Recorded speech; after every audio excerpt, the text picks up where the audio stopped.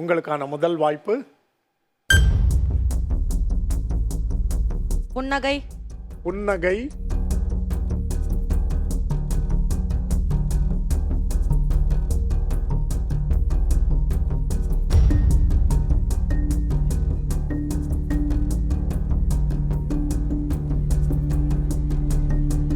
புனிதம். புனிதம்.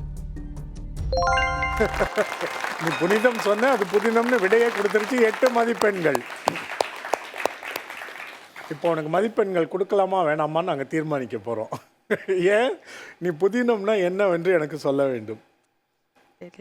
தெரியல, தெரிஞ்சு இப்பதான் இந்த கேள்வி. இங்கிலீஷில் இப்போ கதை புத்தகங்கள்லாம் வாங்கி படிப்பாங்கள்ல, அது என்னன்னு சொல்லுவோம் இங்கிலீஷ்லேயே? Story books. Story books, novels. அந்த நாவலுக்கு தமிழ் சொல் தான் புதினம். நம்ம தமிழ்லையும் தமிழ் நாவல்கள்லாம் எழுதுவாங்க. தமிழில் சொல்லில்லை என்று நினைத்து கொண்டிருப்பவர்கள் தவறாக நாவல்னு எழுதுவாங்க. தமிழில் நாவல்னு சொன்னால் என்ன? புதினம். இல்லை, தமிழில் நாவல்னு எழுதுனா அது என்ன? நாவல் பழம். நாவல் பழம். தமிழில் அந்த இங்கிலீஷில் சொல்கிற நாவலை தமிழில் சொல்லணும்னா புதினம்னு சொல்லலாம். கதைகள். அழகாக கண்டுபிடித்த 8 மதிப்பெண்கள். அடுத்த சொல்லுக்கு போகலாம்.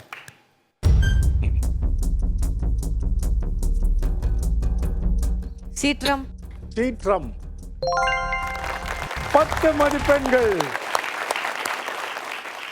ஏய், என்ன நடக்குது இன்னைக்கு உனக்கு? நீ தொட்டதெல்லாம் தொலங்குது.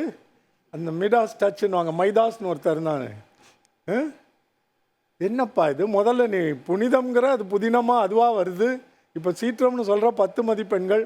3வது சொல்ல முயற்சி பண்ணுவோம்.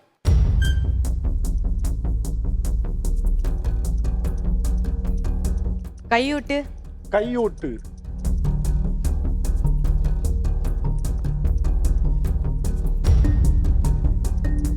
கையொப்பம். அது கூட போயிடுது எழுத்துக்கள். கைவிரல். கைவிரல்.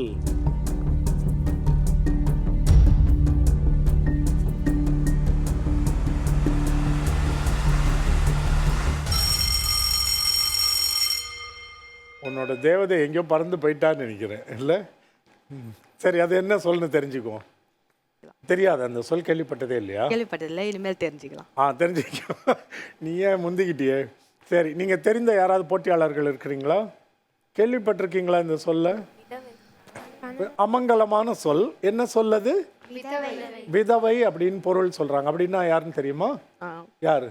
கணவனை இழந்தவர்கள். கணவனை இழந்த பெண். விதவை என்பது கொஞ்சம் கடுமையாக இருக்கும் சொல்கிறதுக்கு. இது கொஞ்சம் அழகாக இருக்கும் தமிழில். கைம்பெண் என்று நாம் சொல்வது.